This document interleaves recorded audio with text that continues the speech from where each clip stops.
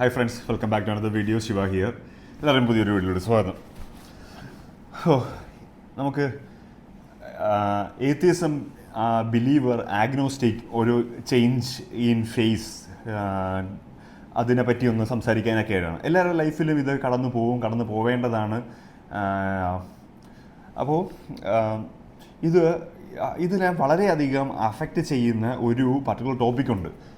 Quantum entanglement എന്ന് പറയും. നമുക്ക് ക്വാണ്ടം ഫിസിക്സ്, അതേപോലെ തിയറട്ടിക്കൽ ഫിസിക്സ് പഠിച്ച് വരുമ്പോഴത്തേക്കും നമ്മൾ ഈ ന്യൂട്ടോണിയൻ ഫിസിക്സ്, ക്ലാസിക്കൽ ഫിസിക്സിൽ നിന്നും മാറുമ്പോഴത്തേക്കും മാത്രമേ നമ്മളെല്ലാവരും സയൻസ് വെച്ചിട്ട് നമ്മൾ എക്സ്പ്ലെയിൻ ചെയ്യാൻ ശ്രമിക്കുന്നു, സയൻറ്റിഫിക് ആവുന്നു, അത് ഇപ്പോൾ ഏത്തിയസം, ബിലീവർ ആവുന്നതിൽ കാര്യമില്ല എന്ന് പറയുന്നു. പക്ഷേ നമ്മൾ when we start studying quantum physics, അതിൻ്റെ അകത്ത് ഇപ്പോൾ ഷ്രോഡിംഗർ ഇക്വേഷൻ എന്താണെന്ന് നമ്മൾ മനസ്സിലാക്കാൻ വേണ്ടി ശ്രമിക്കുമ്പോഴത്തേക്കും, നമ്മൾ ഡ്യുവാലിറ്റി ഓഫ് മാറ്റർ എന്ന് പറയുമ്പോഴത്തേക്കും, നമ്മൾ ഒബ്സർവ് ചെയ്യുമ്പോഴത്തേക്കും അതിന് ഒരു പ്രോപ്പർട്ടി വരുന്നു.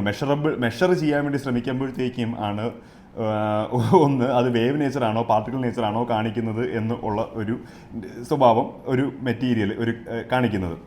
അപ്പം ഷ്രോഡിംഗർ കാറ്റ് ഒരു ബോക്സിൻ്റെ അകത്ത് നിങ്ങൾ 2 ഗ്ലൗസ് നിങ്ങൾ പോലും അറിയുന്നില്ല, ഏതെങ്കിലും ഒരു പെട്ടിക്കകത്ത് ഒന്നാക്കി വേറൊരു പെട്ടിക്കകത്ത് ഒന്നാക്കി, ഒന്ന് ഇവിടുന്ന് ഓസ്ട്രേലിയയിലേക്ക് അയച്ചു, ഒന്ന് ഇവിടുന്ന് സിംഗപ്പൂരിലോട്ട് അയച്ചു. അപ്പോൾ നമുക്കറിയത്തില്ല സിംഗപ്പൂരിലോട്ട് പോയത് ലെഫ്റ്റ് കയ്യിലെ പീസാണോ അതോ റൈറ്റ് കയ്യിലെ പീസാണോ എന്ന്. അപ്പോൾ ആദ്യം ഓപ്പൺ ചെയ്യുന്നത് ഇവിടുന്ന് ഓസ്ട്രേലിയ എത്തിയതാണെന്ന് വിചാരിച്ചോ. ഓസ്ട്രേലിയ എത്തി ഓപ്പൺ ചെയ്യുമ്പോഴത്തേക്കും വരെ ഇതിൻ്റെ അകത്ത് എന്താണ് മെറ്റീരിയൽ, ഇത് ലെഫ്റ്റ് ആണോ റൈറ്റ് ആണോ, ഓൾറെഡി ഡിറ്റർമിൻഡ് ആണോ അതോ നമ്മൾ തുറന്ന് ഒബ്സർവ് ചെയ്യുമ്പോഴത്തേക്കുമാണോ എന്നുള്ള ഒരു സംശയം, ഒരു സ്പൂക്കി എഫക്റ്റ് അവിടെ ഉണ്ട് എന്നുള്ളത് ഐൻസ്റ്റീൻ പറയുന്നുണ്ട്. അപ്പോൾ ഇത് നമ്മൾ ഒന്ന് തുറക്കുമ്പോഴത്തേക്കും സിംഗപ്പൂറുള്ള ലെഫ്റ്റ് ആണ് എന്ന് മനസ്സിലാക്കി കഴിഞ്ഞാൽ ആ സമയത്ത് ഒരു ഇൻഫർമേഷൻ അത് ഇങ്ങോട്ട് പാസ് ചെയ്യുന്നുവെന്നും അപ്പോഴത്തേക്കും അത് ലൈറ്റിനേക്കാട്ടിലും സ്പീഡിൽ ട്രാവൽ ചെയ്താൽ മാത്രമേ അത് ഇപ്പുറത്തെത്തുള്ളൂ. അത്രയും മാത്രം വെലോസിറ്റിയിൽ ഒരു ചേഞ്ച് ഇൻ ടൈമും ഇല്ലാണ്ട് അപ്പം തന്നെ അത് ലെഫ്റ്റ് ആണെങ്കിൽ ഇത് റൈറ്റ് ആകുന്നു. ആ ഒബ്സർവ് ചെയ്യുന്നത് വരെ അത് ഒബ്സർവ് ചെയ്യുമ്പോൾ റൈറ്റ് ആണെങ്കിൽ മാത്രം ഇത് ലെഫ്റ്റ് ആകുന്നു എന്നുള്ളതാണ് പറയുന്നത്. പക്ഷേ ലൈറ്റിനേക്കാട്ടിലും സ്പീഡിലൊന്നും ട്രാവൽ ചെയ്യത്തില്ല, അത് സ്പൂക്കി എഫക്റ്റ് ആണ്, അങ്ങനെ റിലേറ്റിവിറ്റി തിയറത്തിന് എഗെയിൻസ്റ്റ് ആണ് എന്ന് പറയുമ്പോഴത്തേക്കും അപ്പം ഇത് തമ്മിൽ ഇൻ്റർ കണക്ഷൻ ഉണ്ട്. അതിനി ഒന്ന് സിംഗപ്പൂരും ഒന്നിന് വീനസിൽ കൊണ്ട് വെച്ചാലോ അല്ലെങ്കിൽ വേറൊരു ഗാലക്സീൻ്റെ അകത്ത് എവിടെ കൊണ്ട് വെച്ച് കഴിഞ്ഞാലോ ഇവിടുന്ന് പോവുകയാണ് അപ്പം ഓപ്പൺ ചെയ്യുന്നെങ്കിൽ പോലും അത് സൈമൾട്ടേനിയസ്ലി അതിന് രണ്ടിനും ഒബ്സർവേഷൻ ചെയ്യുമ്പോഴത്തേക്കും അതിന് വാല്യൂ എത്തുന്നു എന്നുള്ളതാണ് പറയുന്നത്. അപ്പോൾ അത് എങ്ങനെ സംഭവിക്കുന്നു? അത് ക്വാണ്ടം എൻറ്റാങ്കിൾമെൻറ്റ് വഴിയാണ് സംഭവിക്കുന്നത്. അപ്പോൾ ക്വാണ്ടം എൻറ്റാങ്കിൾമെൻറ്റ് എന്ന് പറയുമ്പോഴത്തേക്കും അത് തമ്മിൽ എങ്ങനെയാണ് കണക്ട് ആയിരിക്കുന്നത്, കണക്ഷൻ ചെയ്യുന്ന അത് ഈ കേവോസിൻ്റെ അകത്ത് എല്ലാ കാര്യങ്ങളും തമ്മിലുള്ള റിലേറ്റിവിറ്റി, എല്ലാ കാര്യങ്ങളും എന്തിലെങ്കിലും റിലേറ്റീവ് ആയിരിക്കും എന്നുള്ളതാണ്. എന്ന് വെച്ച് കഴിഞ്ഞാൽ ഈ ഗ്ലൗസ് അത് ഇൻഫർമേഷൻ ഇപ്പുറത്ത് വരുന്നൊന്നുമില്ല, ഇൻഫർമേഷൻ വരാതെ തന്നെ അവനും ഇവനും ഒന്നാണ് എന്നുള്ളതാണ് പറയുന്നത്. അപ്പോൾ ഈ ഒരു കാര്യം, ഇതേപോലത്തെ പാരഡോക്സുകൾ മനസ്സിലാക്കാനും അതിന് വേണ്ടിയായിട്ട് നമ്മൾ മനസ്സിലാക്കാൻ വേണ്ടി ശ്രമിക്കുമ്പോഴത്തേക്ക് നമുക്ക് ഒരിക്കലും ഏത്തിയസ്റ്റ് ആയിട്ട് നിന്നുകൊണ്ട് നമുക്ക് ഒരിക്കലും പറ്റത്തില്ല. ഒന്നുകിൽ ആഗ്നോസ്റ്റിക്കോ ബിലീവറോ ആയിട്ട് നിന്നുകൊണ്ട് മാത്രമേ ക്വാണ്ടം ഫിസിക്സിൻ്റെ അകത്തുള്ള ഓരോ കാര്യങ്ങളും നമുക്ക് പഠിക്കാൻ പറ്റത്തുള്ളൂ. കാരണം നമുക്കറിയത്തില്ല. ഇതൊരു കാര്യം നമ്മൾ കണ്ടുപിടിക്കാൻ വേണ്ടി ശ്രമിക്കുകയാണ്. ഈ ഒരു മേഖലയെ പറ്റിയുള്ള സ്റ്റഡിയിൽ ഉള്ള ഒരു ടോപ്പിക്കും ഈ ഏത്തിയസം വെച്ചിട്ട് നമുക്ക് ഗോഡ് ഇല്ല എന്നോ അല്ലെങ്കിൽ കോൺഷ്യസ്നെസ് ഇല്ല എന്നോ ഇൻഫർമേഷൻ പാസിങ് ഇല്ല എന്നോ വേം ഹോൾ വഴി ലൈറ്റ് അല്ലാണ്ട് വേറെ എന്തൊക്കെ ലൈറ്റിനെക്കാട്ടിലും സ്പീഡിൽ ട്രാവൽ ചെയ്യാൻ പറ്റുന്ന മെറ്റീരിയൽ ഉണ്ടോ എന്നോ ഇൻഫർമേഷൻ കോൺഷ്യസ്നെസ് ഡയമെൻഷൻ ഷിഫ്റ്റ്സുകൾ, അപ്പം ഇതിനെപ്പറ്റി ഒന്നും ചർച്ച ചെയ്യാനായിട്ട് പറ്റത്തില്ല. ഇതൊന്നും ഇല്ല എന്ന് പറയുന്നത്. പക്ഷേ ഇതൊക്കെ അവിടെ ഉണ്ട് അല്ലേ. ഇലക്ട്രോൺസ് എന്ന് പറയുന്ന ഇലക്ട്രോൺ എടുത്തു കഴിഞ്ഞാൽ അല്ലെങ്കിൽ പ്രോട്ടോൺ എടുത്തു കഴിഞ്ഞാൽ അത് ആത്യന്തികമായിട്ട് അത് പ്രോട്ടോൺ ആയിട്ട് അത് മെറ്റീരിയൽ അല്ല എന്നും അത് ഒരു വേവ് നേച്ചറിൽ ഇരിക്കുകയാണെന്നും എന്നുള്ളതാണ് നമുക്ക് മനസ്സിലാക്കേണ്ടത്. അപ്പോൾ ഇത് മനസ്സിലാക്കി കഴിയുമ്പോഴത്തേക്കും നമുക്ക് ദൈവവിശ്വാസം കൂടുകയാണോ ഇല്ലാതാവുകയാണോ അല്ലെങ്കിൽ ആഗ്നോസ്റ്റിക് ആവുകയാണോ ചെയ്യുന്നത് എന്നുള്ളത് ഒരു വല്ലാത്ത ഒരു മേഖലയാണ് എന്നുള്ളതാണ് എനിക്ക് പറയാനുള്ളത്. സൂപ്പർ പൊസിഷൻ എന്താണ്? സൂപ്പർ പൊസിഷൻ എന്നുള്ളതാണ് instead of having a one definite position, it is described by a wave function that contains many possible positions simultaneously until it is measured. മനസ്സിലാവുന്നുണ്ടോ? The particle behaves as these possibilities co exist, എല്ലാം കോ exist ചെയ്യുന്ന പോലെ. എന്ന് വെച്ച് കഴിഞ്ഞാൽ ഒരു coin നമ്മൾ toss ചെയ്യുമ്പോഴത്തേക്കും അത് കയ്യിൽ പിടിച്ച് കഴിയുമ്പോഴത്തേക്കും നമ്മൾ അത് ഓൾറെഡി അതിൻ്റെ ഡിസിഷൻ അത് ഒന്നെങ്കിൽ ഹെഡ്സ് അല്ലെങ്കിൽ ടെയിൽസ് ആയി കഴിഞ്ഞു എന്ന് നമ്മൾ വിചാരിക്കുമ്പോഴത്തേക്കും അങ്ങനെ അല്ല എന്നും, നമ്മൾ അത് ഒബ്സർവ് ചെയ്യുമ്പോഴത്തേക്ക് തുറന്നു നോക്കി ഒബ്സർവ് ചെയ്യുമ്പോഴത്തേക്കും മാത്രമേ അത് ഹെഡ് ആണെങ്കിൽ അപ്പുറത്ത് ടെയിലായി മാറുന്നുള്ളൂ എന്നുള്ളതാണ് ക്വാണ്ടം ഫിസിക്സ് പറയുന്നത്. അതാണ് duality and wave nature super പൊസിഷനെ പറ്റി പറയുന്നത്. അത് റിയാലിറ്റിയാണ്, അതാണ് ക്വാണ്ടം ഫിസിക്സ്. അപ്പോൾ ഈ ക്വാണ്ടം ഫിസിക്സിനെ പറ്റി നമ്മൾ ചർച്ച ചെയ്തപ്പോഴത്തേക്കുമാണ് ഈ നമ്മളെ ന്യൂട്ടോണിയൻ ഫിസിക്സ് മുഴുവനായിട്ട് മാറ്റി വെച്ചിട്ട് അകത്തോട്ട് ഇറങ്ങി ചെല്ലുന്നത്.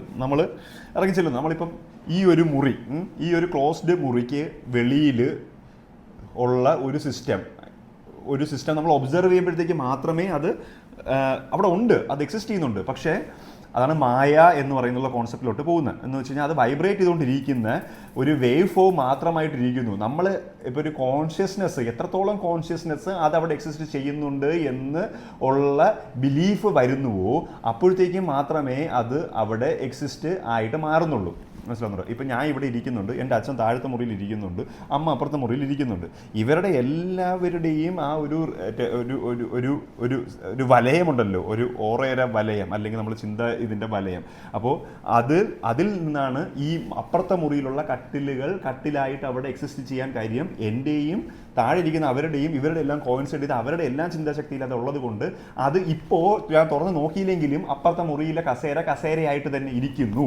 പക്ഷെ നിങ്ങളെ സംബന്ധിച്ചിടത്തോളം നിങ്ങൾ ഇതൊന്നും കാണുന്നില്ല. എൻ്റെ അവിടുത്തെ മുറിയിൽ എന്തൊക്കെയാണ്, അവിടെ അലമാരയുണ്ടോ, അലമാരയ്ക്കകത്ത് എന്തുണ്ട്, ഇതൊന്നും നിങ്ങൾ അറിയുന്നില്ല. മനസ്സിലാവുന്നുണ്ടോ? അങ്ങനെയാണ് തുറക്കാത്ത പല വീടുകളിലും അല്ലെങ്കിൽ ഇപ്പോൾ തുറക്കാത്ത ഏതെങ്കിലും മുറികളിലും ഒക്കെ ആയിട്ട് നിങ്ങൾക്ക് പോലും അറിയില്ല അവിടെ എന്ത് സംഭവിക്കുന്നു എന്നുള്ളതും. പല രീതിയിൽ അവിടുത്തെ എൻട്രോപ്പി ഡിസോർഡർ കൂടിക്കൊണ്ടിരിക്കുന്നുണ്ട്. നിങ്ങൾ എത്ര ക്ലോസ്ഡ് അറ്റ്മോസ്ഫിയർ ആണെന്നുണ്ടെങ്കിലും അവിടുത്തെ എൻതാൽപ്പി കുറഞ്ഞുകൊണ്ടിരിക്കുകയുമാണ് എന്ന് വരുമ്പോൾ അങ്ങനെയാണ് അവിടെ സ്പൂക്കി പ്രസൻസ്, ഗോസ്റ്റ് പ്രസൻസ്, ഇതേപോലത്തെ സംഭവങ്ങൾ, അകത്ത് ശബ്ദം കേട്ടു അല്ലെങ്കിൽ ഇത് ശബ്ദം കേട്ടു എന്നുള്ള സംഭവങ്ങൾ വരുന്നത്.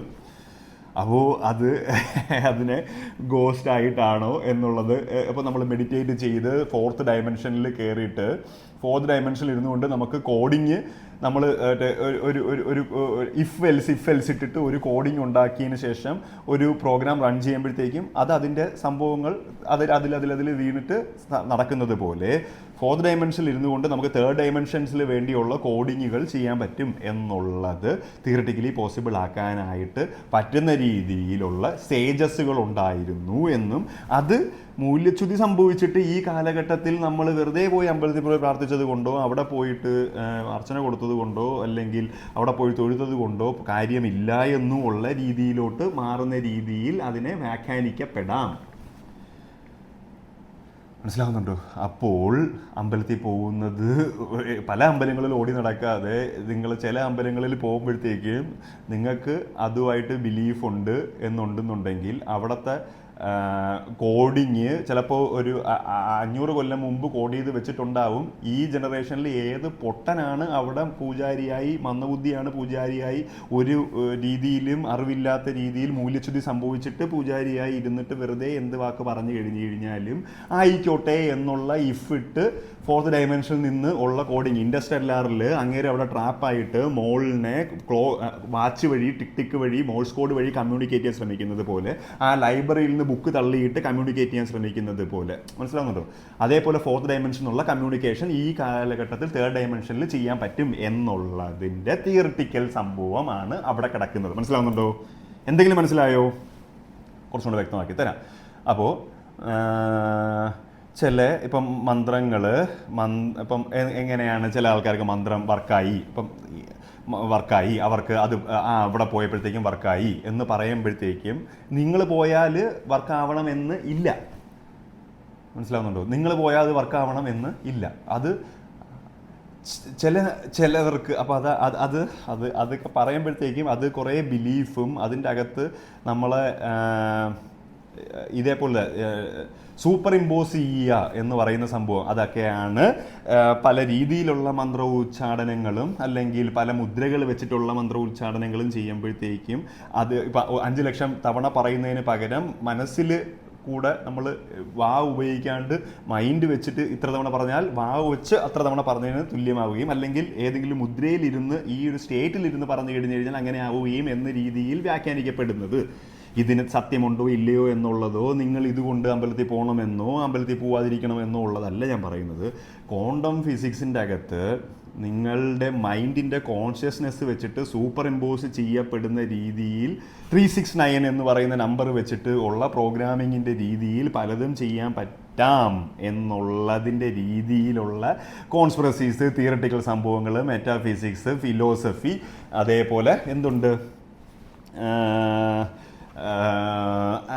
ഇങ്ങനത്തെ കാര്യങ്ങൾ ഉണ്ടാവാം എന്നുള്ളതുണ്ട്. എന്ന് പറയുമ്പോഴത്തേക്ക് നിങ്ങൾക്ക് എപ്പോഴും ഒരു ബിലീവറായിട്ട് ഇരുന്നില്ലെങ്കിലും ആഗ്നോസ്റ്റിക് ആയിട്ട് ഇരുന്ന് കഴിഞ്ഞാൽ മാത്രമേ ഇതിൻ്റെ അകത്തുള്ള ഈ പല പാരഡോക്സുകൾ നിങ്ങൾക്ക് മനസ്സിലാക്കാനോ അതിന് വേണ്ടിയായിട്ട് പുതിയ പാരഡോക്സുകളിനെ പറ്റി ചിന്തിക്കാനോ നിങ്ങൾക്ക് പറ്റത്തുള്ളൂ. അല്ലാണ്ട് ന്യൂട്ടോണിയൻ ഫിസിക്സിൽ മാത്രമാണ്, ഫിസിക്കൽ സ്റ്റേറ്റിൽ മാത്രമാണ് എന്ന് പറഞ്ഞു കഴിഞ്ഞ് കഴിഞ്ഞാൽ നിങ്ങൾക്ക് ആറ്റത്തിൻ്റെ അകത്ത് ന്യൂക്ലിയസും ഇലക്ട്രോൺസും മാത്രമേ ഉള്ളൂ എന്നുള്ള രീതിയിൽ സ്കൂളിൽ പഠിപ്പിച്ച് വെച്ചേക്കുന്നത് വെച്ചിട്ട് ഏത്തിയസത്തിലോട്ട് പോകുന്നത് കൊണ്ട് അങ്ങനത്തെ രീതിയിൽ സയൻറ്റിഫിക് ആകുന്നു എന്ന് വിചാരിച്ച് കഷ്ടപ്പെട്ട് ഏത്തിയസ്റ്റായി മാറിക്കൊണ്ടിരിക്കുകയും, പക്ഷേ ഉള്ളിൽ നിങ്ങൾക്ക് അപ്പോഴും സംശയം നിലനിൽക്കുന്നു, ഞാൻ ഏത്തിയസ് എന്തിനായി, ഏത്തിയസ് അല്ലല്ലോ, ഇത് അങ്ങനെയാണോ ഇങ്ങനെയാണോ, വീണ്ടും എന്തെങ്കിലും എക്സിസ്റ്റ് ചെയ്യുന്നുണ്ടോ എന്നുള്ള രീതിയിൽ വീണ്ടും ആഗ്നോസ്റ്റിക് ആയി വരികയോ അല്ലെങ്കിൽ വീണ്ടും ബിലീവർ ആവുകയോ ചെയ്യുന്നു. അല്ലെങ്കിൽ വെറുതെ റെബലായിട്ട് ഏത്തിയസ്റ്റ് ആവാൻ വേണ്ടിയിട്ട് ഇല്ല എന്ന് ഉറപ്പിച്ചുകൊണ്ടിരിക്കുന്നു. പക്ഷെ അപ്പുറത്ത് കുറേ ആൾക്കാർ ഇതിന് വേണ്ടി കണ്ടുപിടിക്കാൻ വേണ്ടിയിട്ടുള്ള ചർച്ച ചെയ്യുന്നു, അല്ലെങ്കിൽ കണ്ടുപിടിക്കാൻ വേണ്ടിയിട്ട് ഇപ്പോൾ സേൺ പോലത്തെ സംഭവങ്ങൾ വെച്ചിട്ട് കൊളിഷൻ ചെയ്തിട്ട് റിയാലിറ്റി ബ്രേക്ക് ചെയ്യുകയോ അതിൻ്റെ അകത്ത് പൊട്ടൻഷ്യൽ വീണ്ടും കൂട്ടിയിട്ട് അതിൻ്റെ ആക്സലറേഷൻ വീണ്ടും കൂട്ടിയിട്ട് അതിൻ്റെ ബ്രേക്ക് ചെയ്തിട്ട് ഉണ്ടാകുന്ന ടൈം ഗ്യാപ്പ് വീണ്ടും കൂട്ടിയിട്ട് അപ്പോൾ അത് വേം ഹോളാക്കി തന്നെ കുറച്ച് നേരമെങ്കിലും നിർത്താൻ പറ്റുന്നുണ്ടോ എന്നുള്ളത് മനസ്സിലാക്കാനോ ആയിട്ട് ശ്രമിച്ചുകൊണ്ടിരിക്കുന്ന ഒരു വലിയ എഞ്ചിനീയറിംഗ് മേഖല അപ്പുറത്തുണ്ട്. ഇതൊന്നും ഇല്ല എന്ന് നിങ്ങൾ കരുതിക്കൊണ്ട് ഇതൊന്നും ചെയ്യണ്ട, ഇതൊന്നും കാശ് മുടക്കണ്ട എന്ന് വിചാരിച്ചിട്ട് കാര്യമുണ്ടോ? ഇതൊക്കെ മുടക്കുന്നത് കൊണ്ടാണ് ഇപ്പോൾ MRI മെഷീൻ വർക്കാവുന്നത്. MRI മെഷീൻ എങ്ങനെയാണ് വർക്കാവുന്നത്, നമ്മളെ ബ്രെയിനിൽ എങ്ങനെയാണ് ആ സ്കാനിങ് നടക്കുന്നത്, അത് മാഗ്നറ്റിസം വെച്ചിട്ട് എങ്ങനെയാണ് നമ്മളെ ബ്രെയിൻ അഫക്റ്റ് ചെയ്യുന്നത് എന്നുള്ളത് നിങ്ങൾ പഠിക്കണം. അപ്പോൾ ഇതെല്ലാം കൂടെ കൂടിച്ചേർന്ന് വരുമ്പോഴത്തേക്കും എന്തൊക്കെയൊക്കെയോ എന്തൊക്കെയൊക്കെയോ കണക്ഷൻസ് നമുക്ക് പെടുത്താൻ പറ്റും.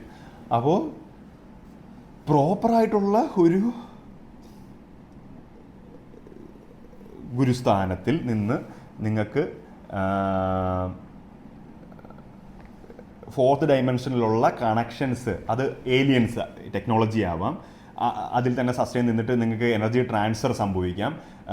ലൈറ്റിനേക്കാളും സ്പീഡിൽ നിങ്ങൾക്ക് ട്രാവൽ ചെയ്യുന്നത് തോട്ട്സ്, ഇൻഫർമേഷൻ ആയിരിക്കാം. ഒരു പൊട്ടൻഷ്യൽ നിന്ന് വേറൊരു പൊട്ടൻഷ്യലിലോട്ട് ഹൈ കണക്ഷൻ കിട്ടിക്കഴിഞ്ഞ് കഴിഞ്ഞാൽ എന്ത് സാധനവും താഴോട്ട് എൻതാൽപ്പി കുറഞ്ഞ എൻട്രോപ്പി വരുന്നത് പോലെ തന്നെ ഇൻഫർമേഷനും അതേപോലെ തന്നെ വരികയും അങ്ങനെ നമുക്ക് പല ഇൻഫർമേഷനും കിട്ടുകയും ചെയ്യുന്നുണ്ടാവാം, എല്ലാം ഉണ്ടാവാം. അപ്പം നിങ്ങൾ ആ ക്വസ്റ്റ്യൻ മാർക്കിൽ ഇതിൽ റിസർച്ച് ചെയ്യാം. അപ്പോൾ ഇതേപോലെ വേം ഹോൾ വഴി ഇൻഫർമേഷൻ നമ്മൾ ഇത്രയും നാൾ പല എക്സ്പ്ലോഷൻസ് സേണിൻ്റെ അകത്ത് ഗ്രേറ്റ് ഹാഡ്രോൺ കൊളൈഡറിൽ ഉണ്ടാക്കിയപ്പോൾ ഉണ്ടായോ എന്നുള്ള ചോദ്യമാണ് ഞാൻ ചോദിക്കുന്നത്. ഉണ്ടായോ? പല റിയാലിറ്റികൾ ബ്രേക്കായോ? ആ വേം ഹോൾ വഴി ഇൻഫർമേഷൻ ഇങ്ങനെ വന്നത് കാരണം റീസ്റ്റിച്ച് ആകുമ്പോഴത്തേക്കും നമ്മൾ അറിയാണ്ട് തന്നെ നമ്മൾക്ക് മണ്ടേല എഫക്റ്റ് ഉണ്ടായിട്ട് നമ്മളെ റിയാലിറ്റികൾ മാറുന്നുണ്ടോ? അപ്പോൾ മണ്ടേല എഫക്റ്റ് എന്നുള്ളത് നിങ്ങളൊന്ന് വായിച്ച് നോക്കുക, ശ്രമിച്ച് നോക്കുക.